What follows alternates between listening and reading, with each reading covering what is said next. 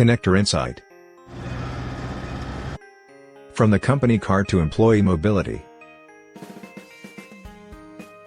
Generation management.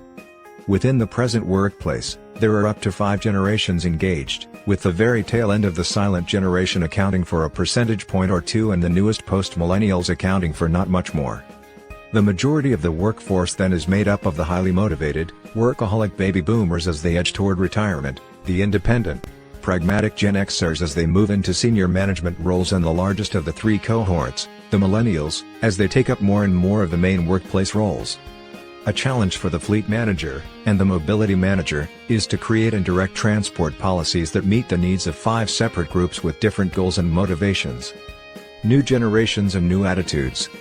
While the millennial cohort does appear to have different values and priorities, it's probably not correct to assume that they are innately more interested in usership than on ownership, and it's categorically wrong to conclude that an ecological or societal motivation has led young people to become new socialists, ready to share. It's probably true that the youngest generations are poorer, especially in terms of income. As their careers begin, their salary is more modest, debts are high, and there are compromises to be made. On the other hand, for the most recent generations especially, technology has made it easy to reduce the cost of transactions whilst increasing the value. Status, wealth, luxury products, travel, experiences and similar items that would have been aspirational goals for earlier generations are seen in a quite different way. No longer are these acquisitions that are obtained over long periods of time by working hard or saving money, they are experiences that can be enjoyed relatively quickly. They can be available right away, but they're not for keeps. Just a few days might be enough. Generational attitudes to cars. In April this year, MIT Center for Energy and Environmental Policy Research published a working paper entitled Generational Trends in Vehicle Ownership and Use. Are Millennials any different? The study found that yes, millennials are buying fewer cars than previous generations, but that the differences could be explained by a variety of lifestyle choices. Millennials are more likely to live in cities and are less likely to marry at a younger age. These and other factors made the need for a car less than it was for previous generations. Cars in the workplace. For the millennial then, owning a car or even being allocated a company car is not valued in the way that previous generations would have.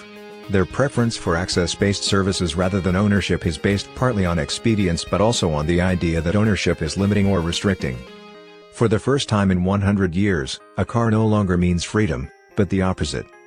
Compounding the move away from cars is that unlike most other replacement products, a mobility transaction is cheaper than the service that it replaces, mobility through car ownership or leasing, and has a better value. The users are not only reaching their destination but are doing this according to their preferences at the time of the transaction. This has become possible thanks to technology. Millennials have grown up using technology, and the concept of outsourcing or automating tedious tasks is not threatening but liberating. Robotics are part of their daily lives. For example, the success of robot vacuum cleaners, and technology is even taking over part of the thinking process. Google is the second brain. In this context, something as static as a dedicated car that requires a lot of attention and care, is just not compatible with behavioral patterns of the younger generations. Thank you for watching. Next episode is From Car Policies to Mobility Policies. Learn more at www.connector.expert.